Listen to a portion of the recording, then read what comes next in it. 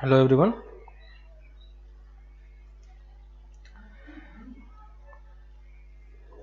तो देखो last class में हम लोग ये सब चीज़ें पढ़ चुके हैं, ठीक है। किसी क्वेश्चंस में डाउट है तो वो देखो, एक क्वेश्चन नंबर 17 में है, 17 में देखो क्या है, और एक क्वेश्चन नंबर 23 है, ठीक है। 17 में देखो क्या है, 17 में ये क्वेश्चन है और हमें इसका क्या निकालना है, डोमेन निकालना है, ठीक है। तो आपको यहाँ पे ये दिख रहा होगा कि ये किस फॉर्मेट का है, ये हमारा P/Q फॉर्मेट का है ना। ये किस फॉर्मेट का है, P/Q फॉर्मेट का है। सुप्रजीत देखो ये P/Q फॉर्मेट का है, तो P/Q फॉर्मेट का है और साथ ही साथ रूट के अंदर भी टर्म है ना। तो आपको याद है कि पहले रूट के अंडर की चीज अगर P/Q के टर्म में हो तो डिनोमिनेटर की चीज को हम क्या लिख सकेंगे, 1 माइनस कॉस एक्स क्या होना चाहिए आपका, ग्रेटर देन 0 होना चाहिए। याद है ये क्या होना चाहिए, ग्रेटर देन 0 होना चाहिए। अब देखो यहां से जब आप सॉल्व करोगे तो cos x की वैल्यू कितनी होगी, cos x की वैल्यू देखो कितनी होगी। यहां से इसको मैं इस तरफ लेके चला जाऊंगा तो ये क्या हो जाएगा, cos x लेस देन 1, है ना। अब आपको यहां पे ट्रिगोनोमेट्री का इनइक्वालिटी इन्वॉल्व हो रहा है, ठीक है। तो इनइक्वालिटी वाला पार्ट मैं इसलिए अभी नहीं करा रहा हूं, इसलिए जो डोमेन वाला शीट था उस शीट में इनइक्वालिटी वाला पार्ट मैंने हटा दिया था जहां पे ट्रिगोनोमेट्री का इनइक्वालिटी आ रहा है, ठीक है। क्योंकि अभी हमने ये किया नहीं है तो इसलिए इसमें प्रॉब्लम होगा, लेकिन फिर भी समझने का ट्राई करो, समझ सकते हो। हमें cos x का कर्व पता है, ठीक ना। तो ये देखो cos x का कर्व होता है, सॉरी cos x का कर्व कैसा होगा, इस टाइप का कर्व होता है ना। ये 1 से लेके -1 के बीच में होता है और ये क्या बोल रहा है, cos x की वैल्यू 1 से कम होनी चाहिए। तो cos x की वैल्यू तो 1 से कम होती ही है, इसमें कोई किसी को डाउट है क्या, है ना। cos x की वैल्यू एक्चुअली में जो cos x का आपको लिखवाया था याद होगा, less than equal to 1 greater than equal to -1। तो cos x की value less than equal to 1 होता है, तो ये वाला पार्ट भी तो ऑटोमेटिकली क्या है, ट्रू है कि नहीं। लेकिन हमें इसमें से वो वाला पार्ट माइनस करना पड़ेगा जहां जहां पे ये cos x किसके इक्वल हो रहा होगा, 1 के इक्वल हो रहा होगा, है ना। बाकी सारे पॉइंट्स पे कोई प्रॉब्लम नहीं है। तो r में से हमें कौन सा पॉइंट माइनस करना पड़ेगा, r माइनस वो वाला x such that cos x equal to 1, है ना। और cos x की वैल्यू 1 कहां कहां पे होती है, ये आपको दिख रहा है कि cos x की वैल्यू एक तो यहां पे 1 होगी, एक यहां पे 1 होगी, एक यहां पे 1 होगी। और क्योंकि ये कर्व इनफाइनाइट टाइम्स तक बढ़ता जाता है ना, ये इनफाइनाइटली इस तरीके से बढ़ते हुए जा रहा है, तो हम सारे पॉइंट्स को नहीं लिख पाएंगे, है ना। तो उस टाइप के सिचुएशन में हम कैसे डिनोट करते हैं वो चीज हम लोग आगे नेक्स्ट वाले चैप्टर में पढ़ने वाले हैं, है ना। इसलिए मैंने उसको ज्यादा डिस्कशन नहीं किया है, वहां पे जब करेंगे तो यही चीज मैं आपको बता दूंगा। लेकिन आपको इतना चीज तो समझ में आ गया होगा, है ना। Rx हम इसका डोमेन हम क्या लिखेंगे, domain equal to r minus वो वाला x माइनस करना पड़ेगा जहां पे cos x की वैल्यू क्या हो रही होगी, 1 हो रही होगी। सुप्रजीत समझ में आ गया, जो डाउट था क्लियर है ना। नेक्स्ट फिर आते हैं 23 पे, ठीक है। 23 में जस्ट अभी तो किया है, कंपोजिट फंक्शन किया नहीं है, ये कंपोजिट फंक्शन ही तो है।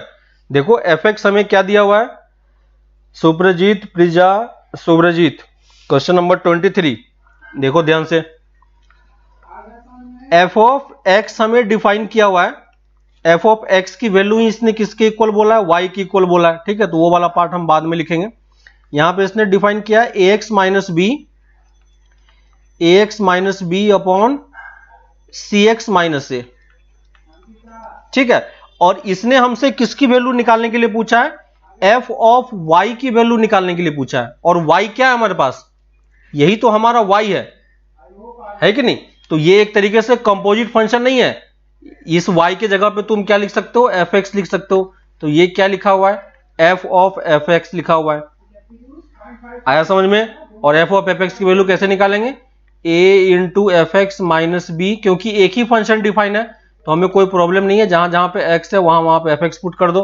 और fx की जगह पे फिर से क्या पुट करेंगे, fx की जगह पे फिर से आप ये कंप्लीट वैल्यू जहां जहां पे आपने fx लिखा है वहां वहां पे पुट करो और फिर उसको सॉल्व करके देखो कि ये x के इक्वल आ रहा है कि नहीं। ठीक है, इसको सॉल्व करोगे तो ये x के इक्वल आ जाएगा। हो जाएगा, कर लोगे आप? प्रिजा, सुब्रजीत कंप्लीट कर पाओगे? ठीक है, और इसी फंक्शन को अभी हम लोग आगे पढ़ने वाले हैं। किसी को डाउट यहां तक? ठीक है, तो ये वाला पार्ट हो गया, ये वाला पार्ट हो गया। अब देखो एनसीईआरटी वाले किसी पार्ट में किसी को कोई डाउट नहीं है, पूरा कंप्लीट हो चुका है। एनसीईआरटी चैप्टर 2 सबका कंप्लीट है। डोमेन वाले पार्ट में किसी को कोई डाउट है क्या? डोमेन वाले शीट में अप टू 20 तक दिया था, ऑलमोस्ट आई होप कि सबका मैच कर रहा होगा। ठीक है, आंसर दिया हुआ है तो कोई प्रॉब्लम नहीं होना चाहिए। कहीं पे भी कुछ गलती हो रही हो तो वो आप चेक कर लेना। ठीक है, जहां पे ट्रिगोनोमेट्री में इनइक्वालिटी आएगी वो वाला पार्ट बस हमें स्किप करना है, क्योंकि उसको हम लोग नेक्स्ट चैप्टर में पढ़ेंगे तब करेंगे। ठीक है, बाकी आप सारा कर सकते हो, कोई प्रॉब्लम नहीं है। ठीक है, ठीक है, नेक्स्ट क्लास में शीट प्रैक्टिस शीट आपको कंप्लीट करना है। ठीक है, और ये डोमेन वाला शीट कंप्लीट करना है। ज्यादा क्वेश्चन नहीं है तो सारे क्वेश्चन आप कंप्लीट करो, फिर कोई डाउट होता है तो उसमें बताना मुझे कि इसमें डाउट है। ठीक है, तो लास्ट क्लास में हमने कंपोजिट फंक्शन देखा था और उसके बेस्ड पे हमने बहुत सारे एग्जांपल्स भी आपको करके बताए थे डिफरेंट केस में। अगर सिंपल एक ही फंक्शन होता है तब तो कोई प्रॉब्लम ही नहीं है। ठीक है, जैसे सेम ऊपर वाले क्वेश्चन में ये भी कंपोजिट फंक्शन ही था। यहां पे देखो फंक्शन fx सिर्फ एक ही फंक्शन डिफाइन है और इसी में वो f ऑफ fx निकालने के लिए बोल रहा है, तब तो हमें कुछ ग्राफ वराफ कुछ भी प्लॉट करने की जरूरत नहीं है, सिंपली आप वैल्यू पुट करो और आंसर कैलकुलेट कर सकते हो। ठीक है, अब देखो इसी में एक और टाइप का फंक्शन होता है जिसको हम बोलते हैं इनवर्स फंक्शन। ठीक है, तो नेक्स्ट लिखो इनवर्स फंक्शन।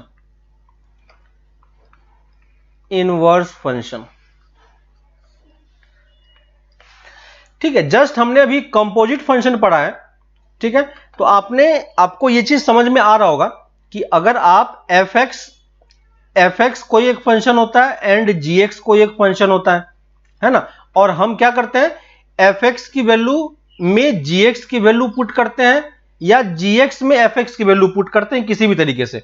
ठीक है, तो यहां पे मैं अगर ये कैलकुलेट करने का ट्राई कर रहा हूं f ऑफ gx, है ना, तो कभी कभी क्या होता है कि आपका फंक्शन fx और gx इस टाइप का पहले से बना होता है कि अगर आप gx को fx में पुट कर दोगे तो आपको क्या मिल जाएगा? x मिल जाएगा। सेम यही क्वेश्चन जैसे अभी आपने यहां पे किया है, इस वाले क्वेश्चन में देखना कि fx हमें इस तरीके से डिफाइन किया हुआ था, इसी फंक्शन में आप फिर से इसी फंक्शन को पुट करोगे तो देखो आपको क्या मिल रहा है? x मिल रहा है कि नहीं? आ रही बात समझ में? तो क्या होता है कि इस टाइप के कुछ फंक्शंस होते हैं जिसमें कुछ दूसरे फंक्शंस को पुट करोगे तो वो तुम्हें डायरेक्टली क्या दे देगा? x दे देगा, है ना। और अगर आप मान लो कि ऐसा f और g कुछ इस टाइप का है कि जहां पे आप f में g पुट करो तो भी आपको x मिले या g में f पुट करो तो भी आपको x ही मिले, है ना। तो दोनों किसी भी फंक्शन में किसी भी टाइप का कंपोजिशन बनाओ, दो फंक्शन का ही कंपोजिशन यहां पे हम बात करेंगे। ठीक है, तो अगर दो टाइप का आपके पास कंपोजिशन है उसमें आप वैल्यू एक फंक्शन में दूसरे को पुट करो या दूसरे में पहले को पुट करो, हमेशा आपको क्या मिलेगा? x ही मिलेगा। तो इस केस में, है ना, if f of gx equal to x equal to g of fx, then gx and fx are called inverse of each other. ठीक है, इनवर्स ऑफ ईच अदर। ठीक है, अब देखो कि इसका मतलब क्या है। ये डेफिनेशन है, डेफिनेशन लिख लो। ये इनवर्स फंक्शन का डेफिनेशन हो गया कि कंपोजिट फंक्शन आप पढ़ चुके हो तो आपको आइडिया है कि ये क्या होने वाला है। जैसे मैं आपको एक एग्जांपल देता हूं फंक्शन का जो आप ऑलरेडी पढ़ चुके हो। मान लो कि मैं एक फंक्शन लेता हूं, ठीक है, मान लो मैं एक फंक्शन लेता हूं fx equal to x square, ठीक है, और gx equal to root x. ठीक है, अब देखो अगर कोई आपसे ये पूछता है कि एफ ऑफ जी एक्स की वैल्यू बताओ तो क्या होगी, तो आप क्या बताओगे, ये किसके इक्वल होगा, एक्स की इक्वल होगा। दिख रहा है सबको, है ना। एक्स की जगह पे जी पुट करोगे और जी की वैल्यू कितना है, रूट एक्स, तो ये कितना दे देगा, कितना हो जाएगा, ये एक्स दे देगा। आ रहा है समझ में। और अगर आप इसी तरीके से g of f x calculate करने का ट्राई करो तो ये वैल्यू भी किसके इक्वल होगी, x के इक्वल होगी। ठीक है, डोमेन हम यहां पे सेम लेके चल रहे हैं। ठीक है, लेट्स से यहां पे डोमेन हमारा क्या है, x ग्रेटर देन 0, तो हम सिर्फ ये x ग्रेटर देन 0 के लिए चेक कर रहे हैं। ठीक है, बाकी इसका मतलब मैं बाद में समझाऊंगा आपको कि ये क्या होता है, अभी बस ये मान के चलो कि हम कॉमन डोमेन की बात कर रहे हैं। ठीक है, तो यहां पे आपको फंक्शन, आपको ये दिख रहा है कि एफ ऑफ एक्स और जी एक्स क्या हो रहा है, यहां पे कोई भी वैल्यू पुट करोगे तो आपको एक्स ही मिल रही है ना। तो यहां पे आप क्या बोल सकते हो, f x is the inverse of g x, है ना। और मैंने जी एक्स में एफ एक्स पुट किया तो भी हमें सेम मिला, तो इसको आप उल्टा भी बोल सकते हो, g x is the inverse of f x, है ना। और अगर कोई एक फंक्शन दूसरे का इनवर्स होता है, ठीक है ना, अगर कोई इनवर्स बोल रहा है तो ये दोनों कंडीशन सेटिस्फाई होना चाहिए। ठीक है, कोई एक कंडीशन सिर्फ सेटिस्फाई हो जाएगा तो वो इनवर्स नहीं कहलाएगा। ठीक है, अगर सिर्फ इतना पार्ट हो रहा होता और ये पार्ट नहीं हो रहा होता तो हम इसको इनवर्स नहीं बोलते, है ना। तो दोनों तरीके का, क्योंकि डेफिनेशन में देखो आपको ये चीज लिखा हुआ है। ठीक है, तो डेफिनेशन ध्यान से देखना कि ये हमारा डेफिनेशन है। ठीक है, तो यहां पे क्या होता है कि इनवर्स को शो करने का एक तरीका होता है। ठीक है, तो यहां पे एक पॉइंट बना के मैं लिख देता हूं, यहां पे मैं एक पॉइंट बना के लिख देता हूं, if f x is the inverse of g x function, ठीक है, if f x is the inverse of g x function then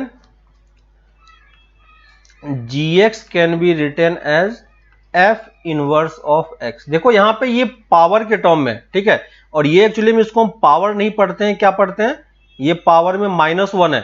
ठीक है, तो ये पावर में -1 है तो इसको हम इनवर्स पढ़ते हैं। ठीक है, यहां पे इससे कंफ्यूज नहीं होना, यहां पे देखो दो चीजें हैं, इस चीज से कंफ्यूज नहीं होना। अगर आपको याद हो कि 2 टू द पावर -1 क्या होता था, 1/2 होता था, याद है ना, आपने नंबर्स के टर्म में पढ़ा है। लेकिन अगर f इनवर्स x लिखा हुआ है तो इसको हम कभी भी 1/fx नहीं लिखेंगे। ठीक है, अगर उसे 1/fx को पावर के टर्म में लिखना होगा तो वो fx इस तरीके से लिखेगा -1। अगर ऐसे कुछ लिखा रहे तो आप इसको fx इस तरीके से लिखोगे। ठीक है, अगर ये ब्रैकेट यूज नहीं हुआ है, f के पावर में इस तरीके से -1 है, तो इसका मतलब ये एक्चुअली में क्या है, इनवर्स फंक्शन है। ठीक है, तो ये वाला पार्ट ध्यान रखना, थोड़ा सा ये थोड़ा सा डिफरेंस होता है, इसमें कंफ्यूज नहीं होना कि ये पावर में दिया हुआ है या क्या दिया हुआ है। ठीक है, तो ये इनवर्स फंक्शन हम इस तरीके से लिखते हैं। डिफरेंट टाइप्स के इनवर्स फंक्शन होते हैं जिसके बारे में हम लोग डिटेल्स में पढ़ेंगे अभी। और जो ट्रिगोनोमेट्रिक इनवर्स फंक्शन भी होता है। ठीक है, ट्रिगोनोमेट्री में भी आपने कुछ कुछ टर्म्स पढ़े हैं, है ना, ट्रिगोनोमेट्री में भी आपने बहुत सारे टर्म्स पढ़े हैं।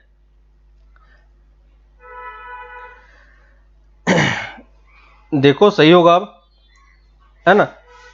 तो ये चीज आप लोगों ने सीखा है, ठीक है, कि अगर आपके पास 2 टू द पावर -1 हो तो उसको हम हाफ लेंगे, f टू द पावर -1 हो तो वो इनवर्स है। ठीक है, और अगर होल ब्रैकेट के साथ लिखा हुआ इसका मतलब हम उसको 1/fx एज्यूम करेंगे। ठीक है, तो कभी भी इनवर्स को 1/fx के साथ कंफ्यूज नहीं करना है। ठीक है, क्लियर है।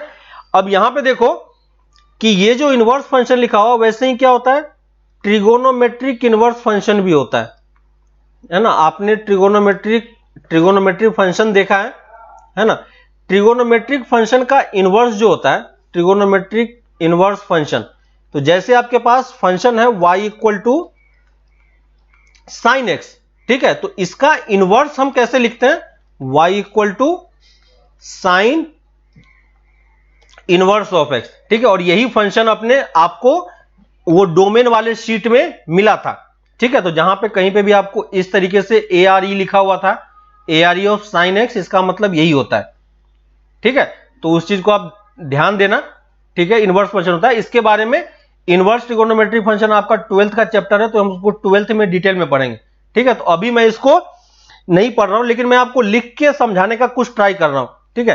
तो ये हमारा एक fx है, ठीक है, और ये भी हमारा क्या है, दूसरा फंक्शन gx है। तो यहां पे देखो fx gx का क्या है, इनवर्स है। तो अगर इनवर्स होगा ट्रिगोनोमेट्री में ये पर्टिकुलरली, ठीक है, और किसी फंक्शन में नहीं, ट्रिगोनोमेट्री में अगर साइन का आपको इनवर्स लिखना है तो हम क्या लिखते हैं, साइन इनवर्स एक्स, ठीक है। फिजिक्स में भी सर ने आपको कहीं कहीं थोड़ा थोड़ा ये चीज बताया होगा, है ना। अगर cos x कोई फंक्शन है तो cos x का अगर आपको इनवर्स लिखना होगा तो हम क्या लिखेंगे, cos इनवर्स x, ठीक है। वैसे ही अगर आपको tan x दिया हुआ है और आपको tan x का इनवर्स निकालने की जरूरत पड़ती है तो आप उसको क्या लिखोगे, tan इनवर्स x, ठीक है। तो ट्रिगोनोमेट्री के केस में इस टाइप से इनवर्स फंक्शन डायरेक्टली डिफाइन हो जाता है ना। यहां पे कैसे डिफाइन होता है वो हम लोग बाद में करेंगे, लेकिन अगर लिखने का तरीका यहां पे डायरेक्टली ये होता है, ठीक है। यहां पे आपको कोई ज्यादा मेहनत करने की जरूरत नहीं है, यहां पे साइन एक्स है, इसके ऊपर में साइन इनवर्स लगा दो तो ये इनवर्स फंक्शन हो गया, ठीक है। ऐसे ही कॉट, कॉसेक और सेक के लिए भी होता है, तो उसमें हम डिटेल में नहीं जा रहे हैं। मुझे बस यहां पे ये बताओ कि अगर कोई मुझसे ये पूछता कि sine of sine inverse x की वैल्यू कितनी होगी तो क्या बताते, sine of sine inverse x की वैल्यू कितनी होती ये तुम क्या बताते, और sine inverse of sine x अगर कोई आपसे पूछता तो क्या बताते, बताओ इसकी वैल्यू क्या बताओगे आप, समझ में आया, कुछ समझ में आया, क्या होगा बताओ, sign inverse of sine x क्या बताओगे, एक्स बताएंगे। समझ में आ रहा है, कैसे पता चला कि एक्स होगा, क्योंकि ये क्या है, एक दूसरे का इनवर्स फंक्शन है, तभी तो हमने लिखा है ना। ये इसका क्या है, इनवर्स फंक्शन है, ये साइन का इनवर्स फंक्शन है, ये कॉस का इनवर्स फंक्शन है, ये टेन का इनवर्स फंक्शन है। और इनवर्स फंक्शन का हमें प्रॉपर्टी पता है, जो बेसिक डेफिनेशन है वो ये बोलता है कि अगर किसी फंक्शन में उसी का आप इनवर्स पुट कर दोगे तो क्या मिलेगा आपको, एक्स मिलेगा, है ना।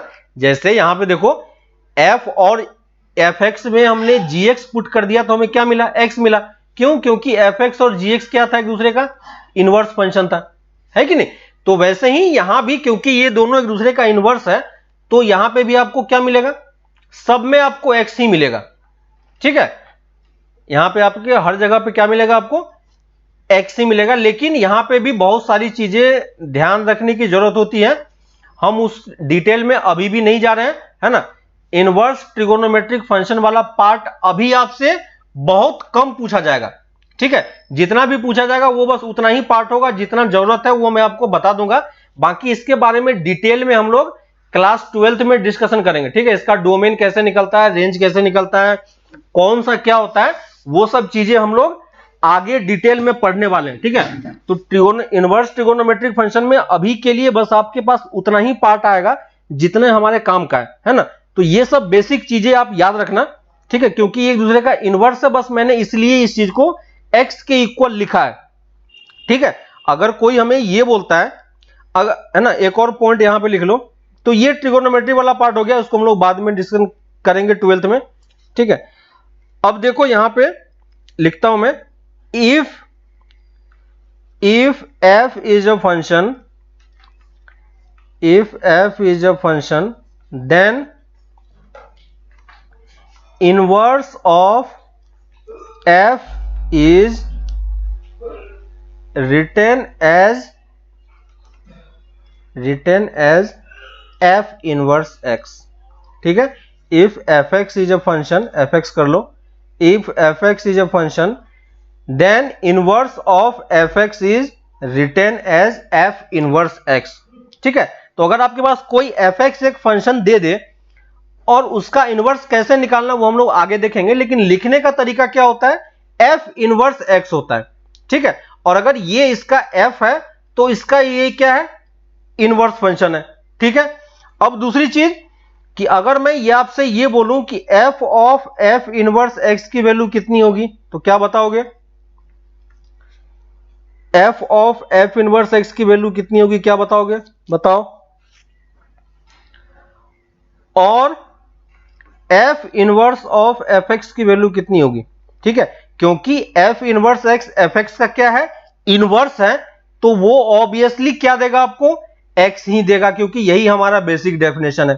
ठीक है, तो ये दो चीजें आप ध्यान रखना कि ये मतलब होता है। कैसा फंक्शन होता है, मैं बहुत सारा फंक्शन आपको लेके दिखाऊंगा, और डिफरेंट डिफरेंट टाइप्स के फंक्शन में हमें कैसे इनवर्स निकालना होता है वो भी चीजें मैं आपको बताऊंगा अभी। ठीक है, तो ये चीज मेरा एक डेफिनेशन हो गया। दूसरी चीज इनवर्स के बारे में ये चीज वैलिड होता है कि इनवर्स लिख लो, inverse of a function is defined, inverse of a function is defined only for 1 and onto function। Clear है? जो हमारा इनवर्स फंक्शन होता है, इनवर्स सिर्फ किसके लिए डिफाइन होता है ना? ये सबसे इंपॉर्टेंट चीजें हैं कि किसके लिए डिफाइन होता है। ठीक है, तो एक्चुअली में कंपोजिट का जो मेन रिलेशन होता है, वो कंपोजिट के बारे में हमने अभी आपको डिटेल में बताया नहीं, है ना? कंपोजिट में क्या होता है कि देखो, कंपोजिट वाले पार्ट को एक बार फिर से आप ध्यान दो कि कंपोजिट वाले पार्ट में क्या था कि हमने एक फंक्शन बनाया था fx और gx, याद है आपको? तो मान लो कि fx हमारा a से b के बीच में डिफाइन है ना? और एक और फंक्शन है हमारा gx, है ना? ये हमारा gx है। तो देखो, कंपोजिट का मतलब क्या होता था कि अगर आपके पास कोई एक, जैसे मान लो कि हमारे पास एक लिस्ट ऑफ स्टूडेंट्स है, ठीक है, ए सेट है हमारे पास, इसमें हमारे पास स्टूडेंट्स का नेम है। ठीक है, स्टूडेंट्स का नेम है, यहां पे मैंने ए बी सी डी करके मैंने, हमारे पास मान लो 26 स्टूडेंट्स हैं। ठीक है, मैंने क्या किया, दूसरे सेट्स में हर एक स्टूडेंट को एक एक रोल नंबर दे दिया, है ना? तो 1 2 3 4 5 6 7 इस टाइप से मैंने सबको एक रोल नंबर दे दिया। और एक और चीज मैंने बनाया कि मैंने कोड बनाया। ठीक है, मान लो कि मैं एक सॉफ्टवेयर बनाना चाह रहा हूं, तो मुझे इस तरीके से काम पड़ रहा है, तो मैं एक और सेट बनाऊंगा जिसमें मैं क्या करूंगा, हर एक रोल नंबर के कॉरस्पॉन्डिंग मैं एक कोड जनरेट करूंगा। ठीक है, कोड कैसे होगा कि क्योंकि मान लो कि मैं यहां पे बना रहा हूं कि किसने फिजिक्स केमिस्ट्री मैथ लिया और किसने फिजिक्स केमिस्ट्री बायोलॉजी लिया। ठीक है, तो जिसने फिजिक्स केमिस्ट्री मैथ लिया होगा उसमें पीसीएम लिखूंगा, जिसने फिजिक्स केमिस्ट्री बायोलॉजी लिया होगा उसे फिजिक्स केमिस्ट्री बायो लिखूंगा, है ना? उसी तरीके से पीसीएम पीसीबी इस टाइप से आपके पास हर एक रोल नंबर के कॉरस्पॉन्डिंग मैंने क्या किया है, एक मैंने क्या बना दिया, कोड जनरेट कर दिया है। क्लियर है?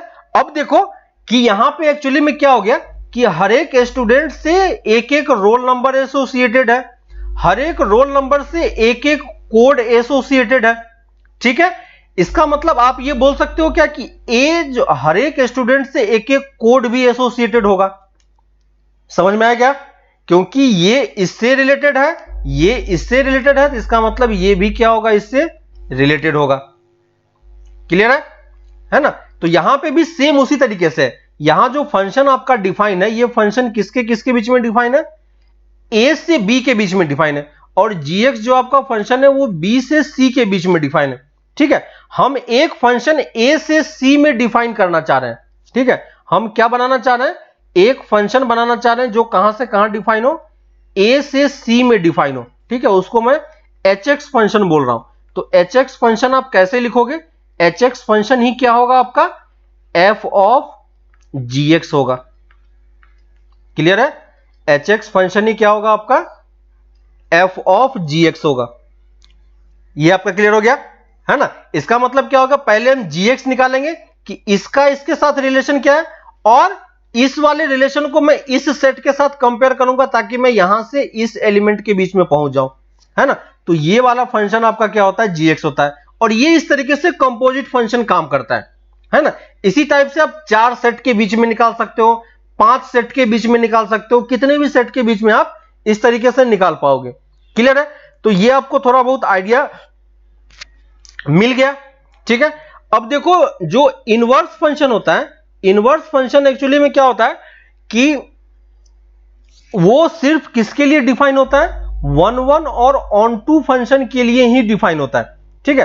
तो 1 1 और ऑन टू फंक्शन के लिए क्यों होता है ये हम 12th में डिस्कस करेंगे इसको डिटेल में।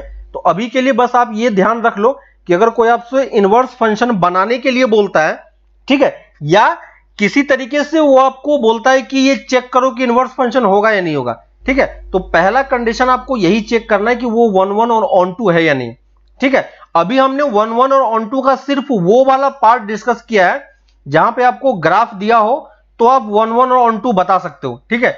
लेकिन अगर आपको ग्राफ नहीं दिया हो तो हम 1 1 और ऑन टू कैसे डिस्कस करते हैं वो हमने अभी नहीं सीखा है, वो हमारा 12th का पार्ट है, इसलिए हम लोग उसको वहीं पे सीखेंगे, है ना। तो अभी आपके पास वैसे फंक्शन नहीं आएंगे, है ना, और धीरे धीरे करके आप ऐसे चीजें सीख जाओगे, ऐसे मेथड्स आप खुद से डेवलप कर ही लोगे कि आप डायरेक्टली आपको उस मेथड में जाने की जरूरत भी नहीं पड़ेगी, ठीक है।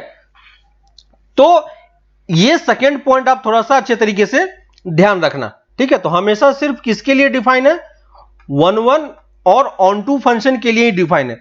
अभी जो मैंने आपको फंक्शन डिफाइन किया था याद होगा आपको, fx equal to x square define किया था, ठीक है, और gx इक्वल टू क्या डिफाइन किया था मैंने, रूट एक्स डिफाइन किया था। और यहां पे देखो f ऑफ gx की वैल्यू कितनी आ रही थी, x आ रही थी, और g ऑफ fx की वैल्यू भी कितनी आ रही थी, ये भी x आ रही थी।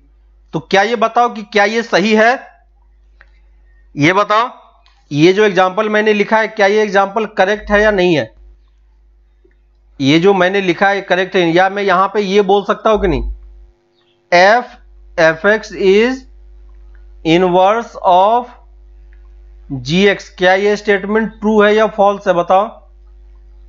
fx is inverse of gx statement true है या फॉल्स है, स्टेटमेंट ट्रू है या फॉल्स है, ये बताओ मुझे। अगर आपको अभी तक की डिस्कशन समझ में आया है तो इस चीज को बताओ कि ये स्टेटमेंट ट्रू या फॉल्स है। क्या होगा, फॉल्स होगा या ट्रू होगा, ट्रू आ रहा है, कैसे ट्रू होगा सुब्रजीत, कैसे ट्रू होगा। तो अगर आपको ये बताना है कि ये एक दूसरे का इनवर्स है या नहीं है, ठीक है, तो इनवर्स चेक करने के लिए आपको क्या चेक करना पड़ेगा, पहले इनवर्स आप कब निकाल सकते हो, जब आपका फंक्शन क्या हो, 1 1 हो और ऑन टू हो, ठीक है, 1 1 हो और ऑन टू हो, है ना। और 1 1 ऑन टू का मतलब क्या हो गया कि देखो यहां पे ये फंक्शन, देखो ये फंक्शन का ग्राफ आपको पता नहीं होगा, कम से कम एटलीस्ट इस फंक्शन का तो आपको ग्राफ पता है ना। और ये फंक्शन क्या है, मेनी वन है, क्या ये 1 1 है, ये फंक्शन क्या है, मेनी वन फंक्शन है ना। और ये फंक्शन मेनी वन है, तो क्या इसका हम क्या ये इनवर्स फंक्शन इसका हो सकता है, क्या ये इनवर्स फंक्शन हो सकता है। सुब्रजीत समझ में आ रहा है कि क्या गलती हुई, है ना, सुब्रजीत समझ में आ रहा है कि ये मेनी वन फंक्शन है, और ये मेनी वन फंक्शन है तो इसका क्या हम इनवर्स निकाल पाएंगे, इस फंक्शन का आप इनवर्स नहीं निकाल पाओगे। क्लियर है। तो हमें जब हम इसका इनवर्स कैलकुलेट करते हैं तो अभी जस्ट मैंने ऊपर में आपको बताया था कि ये fx और gx एक दूसरे का क्या है, इनवर्स है, ठीक है। और मैंने साइड में एक चीज लिखी भी थी, आपको याद होगा, x ग्रेटर देन 0 के लिए, ठीक है, याद होगा आपको कि मैंने ये एक कंडीशन साइड में लिख के बताया था आपको कि ये कंडीशन यूज किया था। अब देखो fx की वैल्यू इस वाले रेंज में क्या होता है ना, तो fx का ग्राफ जो होता है वो कैसा होता है, ये वाला पार्ट होता है। तो अगर मैं सिर्फ इतना ही पार्ट लेता, ये देखो fx equal to x square का कंप्लीट ग्राफ ऐसा होता है, तो ये तो 1 1 नहीं है, ठीक है। क्यों नहीं है, क्योंकि हमारा फंक्शन जो है वो कहां से कहां डिफाइन है, जो हमारा fx है वो कहां से कहां डिफाइन है, R to R में डिफाइन है। क्लियर है कि नहीं। तो R2R में तो ये फंक्शन क्या होता है, R2R में ये फंक्शन मेनी वन होता है। तो R2R के लिए तो इस फंक्शन का आप डोमेन, इस फंक्शन का आप इनवर्स कभी नहीं निकाल पाओगे, है कि नहीं, इनवर्स तो नहीं निकाल पाएंगे। तो अगर कोई फंक्शन किसी मेनी वन बन रहा है, तो अगर हम किसी तरीके से अपने फंक्शन को इस तरीके से डिफाइन करें कि वो फंक्शन क्या बन जाए, वन वन और ऑन टू बन जाए, ठीक है। तो अभी देखो R2R के लिए ये फंक्शन क्या हमारा इनवर्स पॉसिबल नहीं है, क्योंकि ये फंक्शन क्या हो रहा है, मेनी वन बन रहा है, ठीक है। तो इस वाले के लिए क्या है, ये मेनी वन है और क्या है, इनटू भी है। तो यहां पे दोनों प्रॉब्लम है, ठीक है। अगर मैं अपने फंक्शन को इस रीजन में डिफाइन करता हूं 0 टू इंफिनिटी टू आर, ठीक है, 0 टू इंफिनिटी टू आर मतलब क्या हो गया कि मैं इस फंक्शन का ये वाला पार्ट नहीं ले रहा हूं, सिर्फ 0 से ज्यादा वाला पार्ट कंसीडर कर रहा हूं। अब ये क्या बन चुका है, 1 1 बन चुका है, ठीक है। लेकिन अब ये बताओ कि ये ऑन टू है या इनटू है, ये ऑन टू होगा या इनटू होगा, बताओ, ये फंक्शन ऑन टू होगा या इनटू होगा, अभी भी ये फंक्शन क्या है, अभी भी ये फंक्शन क्या है, इनटू है। तो अभी भी हमारा काम नहीं बना है कि नहीं। हमने सुब्रजीत सही करो, ऑन टू है या इनटू है, इनटू फंक्शन है ना। तो ये फंक्शन क्या है हमारा, इनटू है। तो अभी भी हम इसका इनवर्स नहीं निकाल सकते, क्योंकि ये फंक्शन क्या है आपका 1 1 ऑन टू नहीं बना है ना। तो देखो अगर आपको किसी फंक्शन को 1 1 ऑन टू बनाना है ना, तो आप क्या कर सकते हो, जो आपका सेट डिफाइन किया हुआ है, आप सेट को बस थोड़ा बहुत चेंज कर सकते हो अपने हिसाब से, है कि नहीं, क्योंकि फंक्शन को तो हम चेंज कर नहीं सकते, है ना। लेकिन हमारे हाथ में क्या है कि हम डोमेन को अपने हिसाब से कुछ एडजस्ट कर ले, तो हमारा वो फंक्शन 1 1 ऑन टू बन जाएगा, ठीक है। तो ये फंक्शन एक्चुअली में क्या था कि ये फंक्शन आपका मेनी वन था, तो मैंने सिर्फ ये वाला पार्ट चेंज किया तो मेरा 1 1 बन गया। तो अभी भी हमारा काम नहीं बना, तो इसका मतलब हमें इसको भी क्या करना होगा, चेंज करना होगा, ठीक है।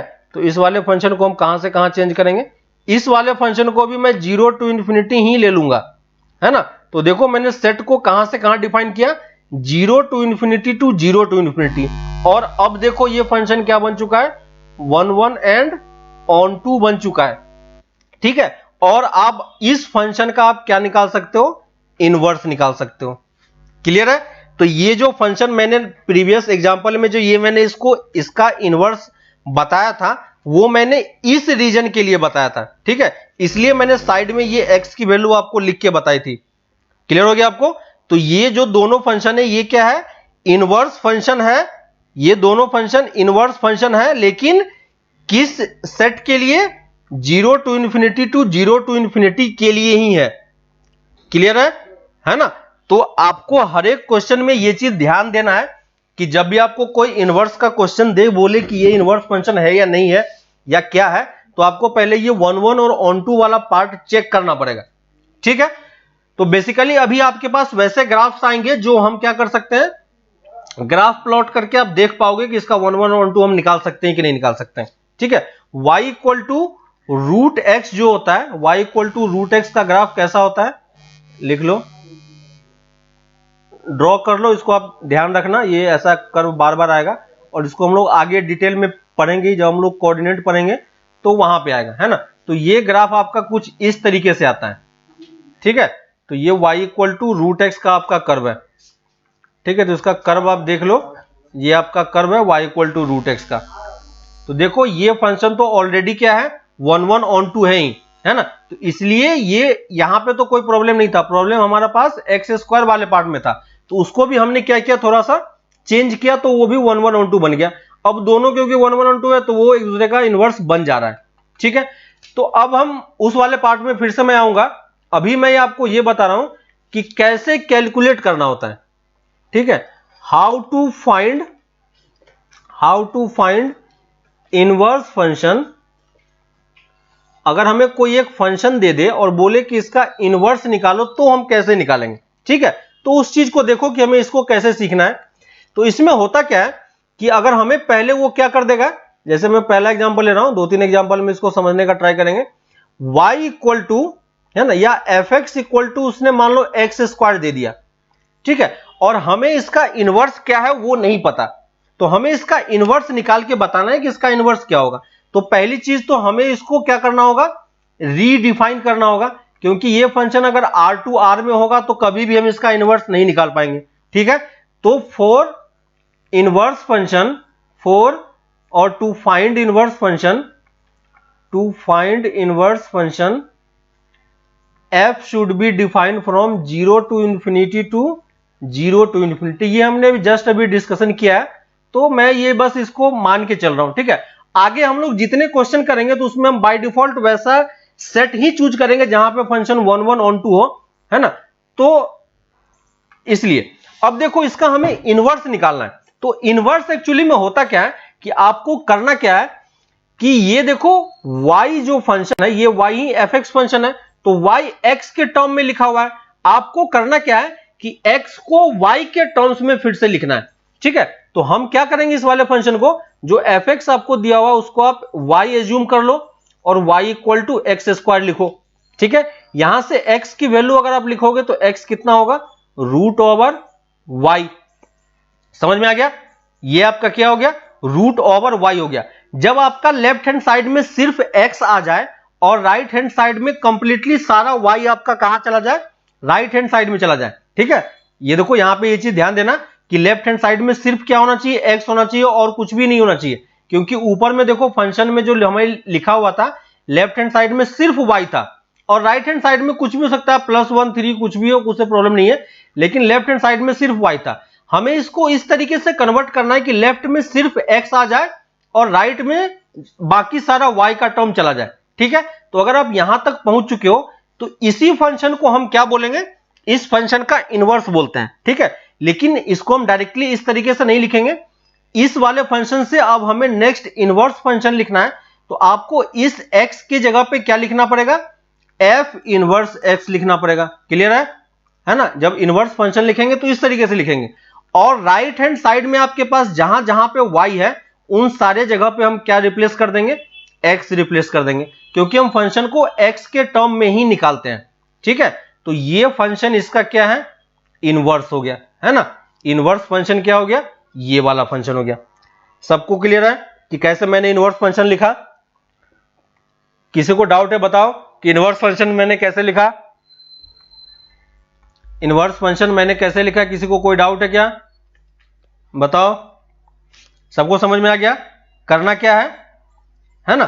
एग्जाम्पल अभी हम लोग और करेंगे तो आपको समझ में आएगा। जैसे मैं एक दूसरा एग्जाम्पल ले लेता हूं, ठीक है, y equal to x square -5 में ले लेता हूं।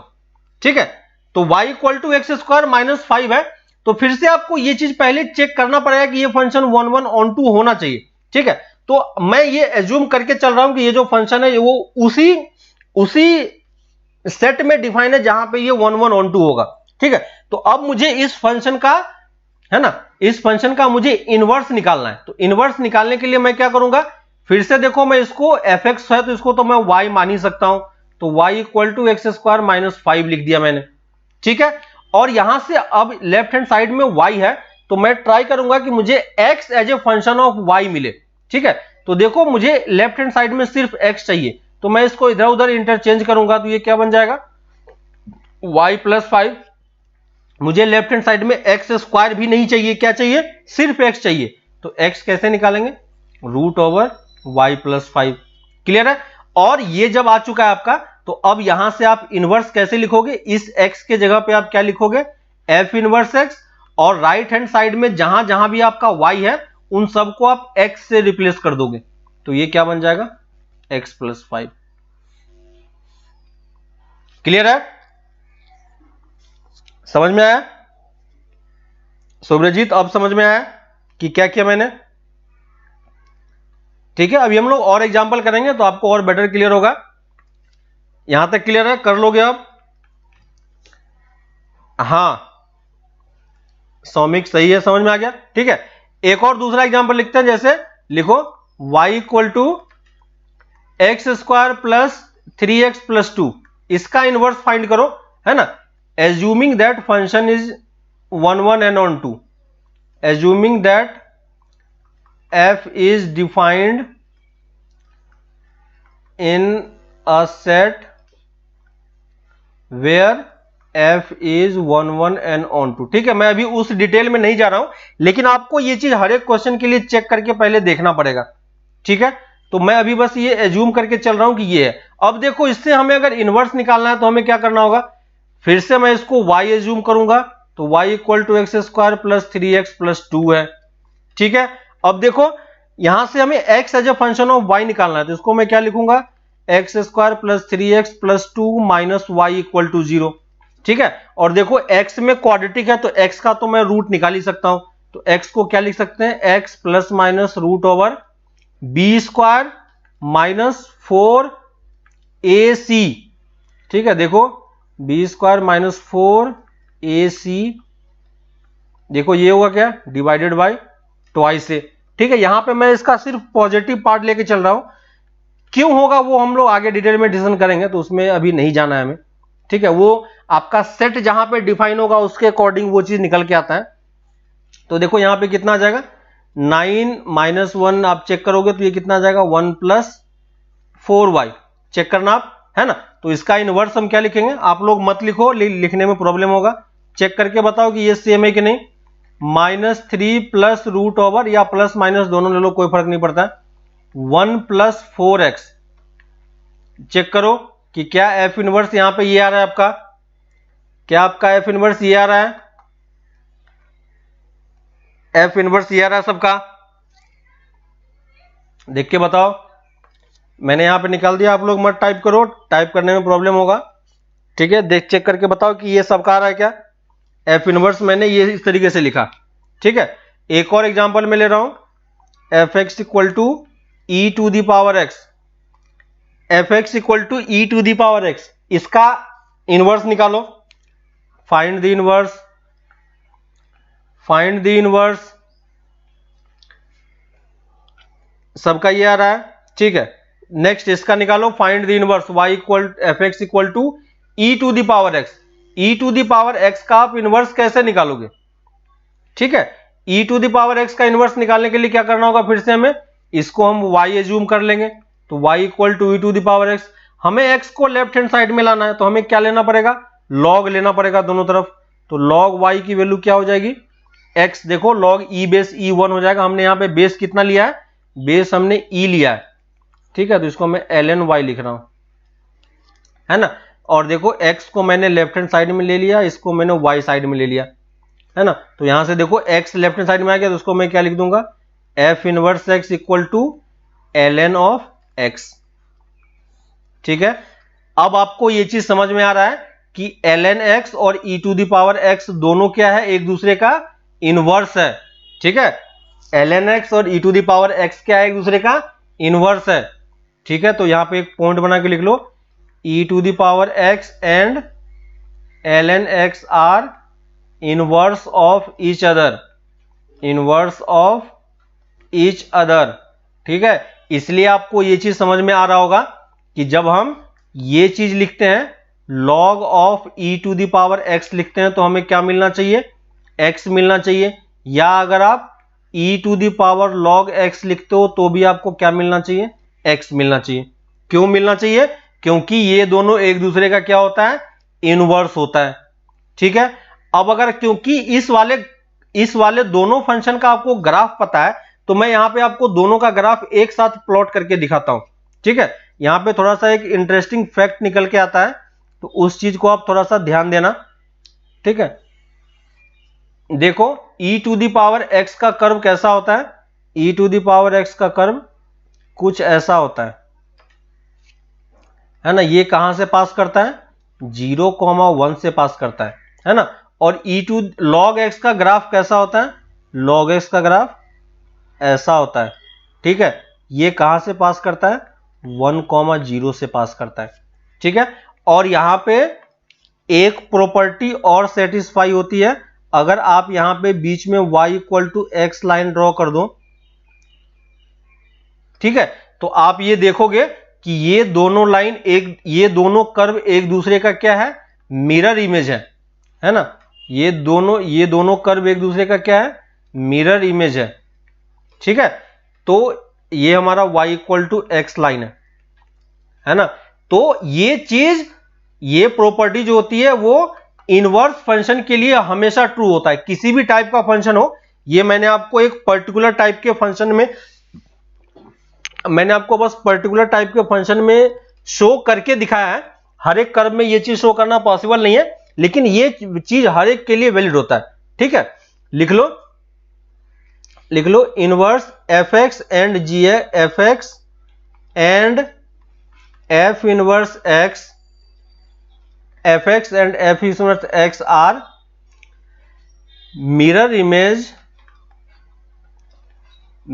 Image of each other about the line y equal to x। ठीक है, तो ये भी एक इंपॉर्टेंट प्रॉपर्टी है, ये भी आप ध्यान रखना। ठीक है, इनवर्स फंक्शन जो होता है, जो भी एक दूसरे का इनवर्स होता है, वो क्या होता है, y equal to x line के अबाउट क्या होता है, मिरर इमेज होता है। ठीक है, और ये चीज यहां पे ध्यान रखना। अब आपको ये चीज समझ में आ रहा होगा कि जैसे y equal to x square curve है और y equal to root x curve है। ठीक है, इन दोनों कर्व को अगर आप प्लॉट करोगे तो ये दोनों कर्व एक दूसरे का क्या दिखेगा, आपको मिरर इमेज दिखेगा। देखो, आप प्लॉट करने का ट्राई करो, उसी इंटरवल में हम लोग प्लॉट करेंगे जहां पे हमारा वो फंक्शन डिफाइन था। ठीक है, तो ये देखो, ये जो फंक्शन होता है एक दूसरे का क्या होता है, मिरर इमेज होता है। और किसके अबाउट मिरर इमेज होता है, y इक्वल टू एक्स के अबाउट मिरर इमेज होता है। यानी आप y इक्वल टू एक्स के अबाउट अगर एक लाइन रख दो, ठीक है, तो ये ऐसे जाता है और ये देखो ऐसा आपको मिरर दिखेगा। ठीक है, तो ये क्या है, y equal to root x होता है और ये y equal to x square होता है। पर्टिकुलरली x ग्रेटर देन 0 के लिए हमने ये चीजें डिफाइन की है।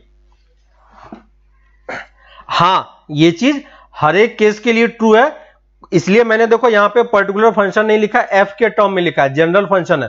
ठीक है, तो कोई भी फंक्शन अगर इनवर्स फंक्शन हो एक दूसरे का, ठीक है, हमेशा इनवर्स फंक्शन ही एक दूसरे का क्या होता है, मिरर इमेज होता है।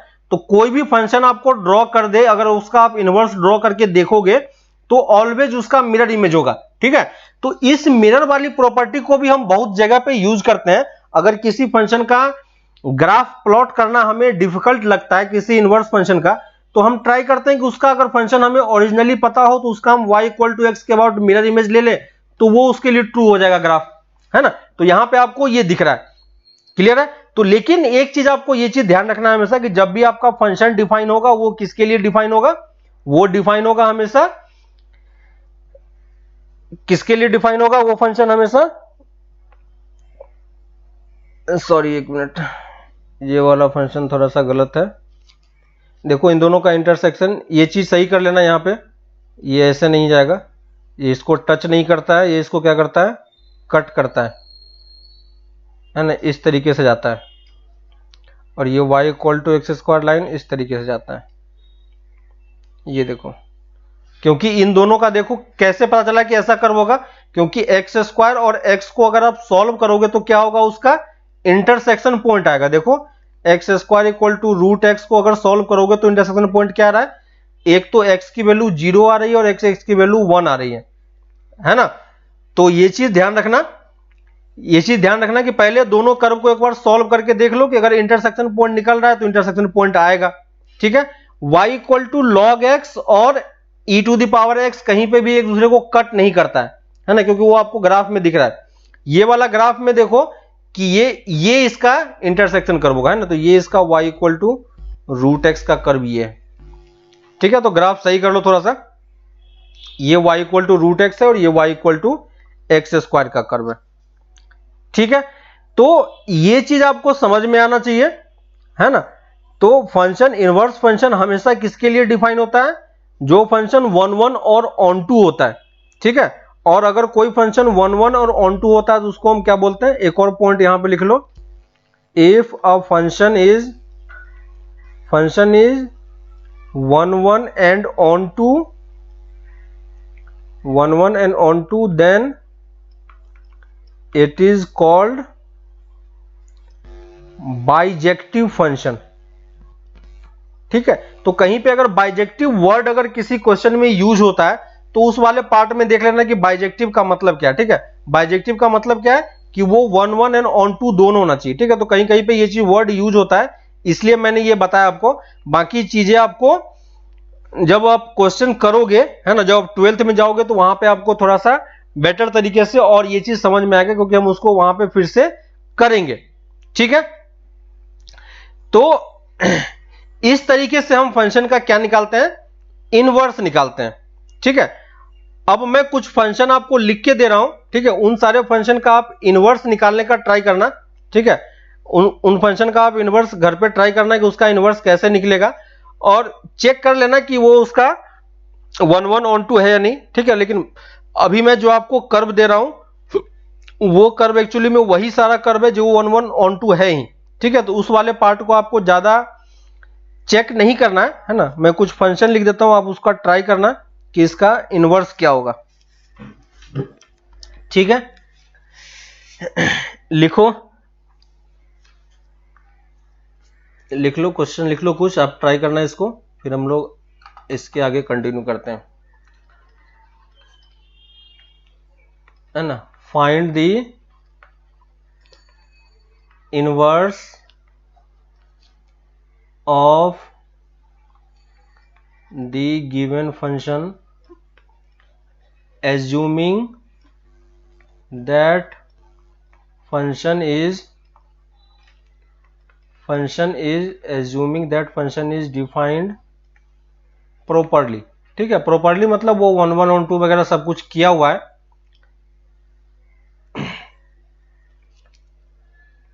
है ना। तो गिवन फंक्शन का आपको इनवर्स निकालना है। अब ट्राई करना है एक बार निकालने का, कैसे निकलता है। एफ एक्स इक्वल टू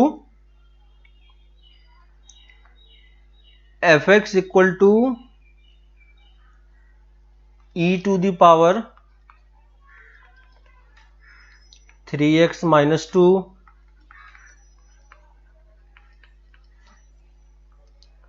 ठीक है, f x equal to e to the power x plus e to the power minus x by 2,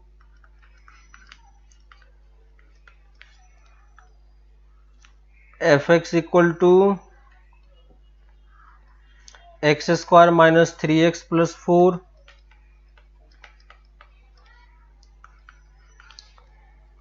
ठीक है। ये सब क्वेश्चन आप ट्राई करना, आपको फिर समझ में आएगा कि फंक्शन आपका क्या हो रहा है, कैसे हो रहा है। ठीक है, f x equal to 2x minus 5 upon 4 minus x,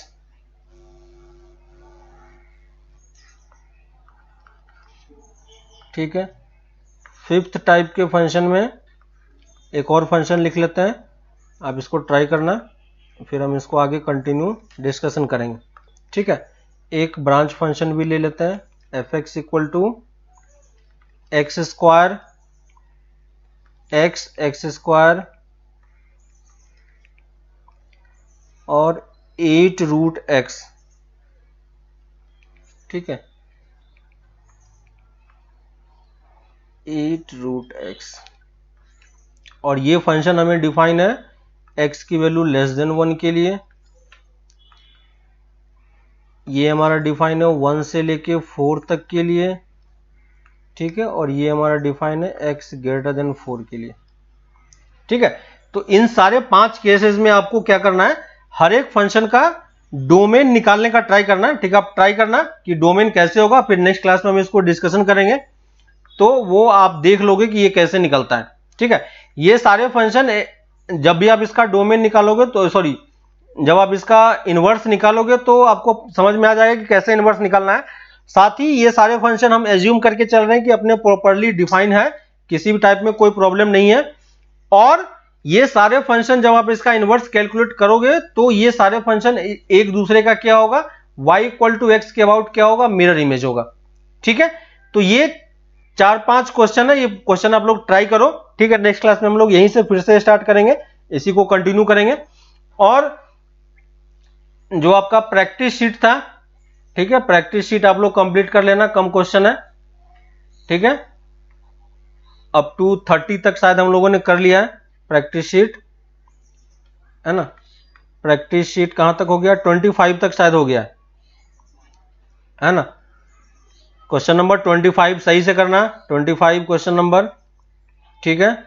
और 10 क्वेश्चन और है, ट्राई करो, इजीली खत्म हो जाएगा आपका, ठीक है।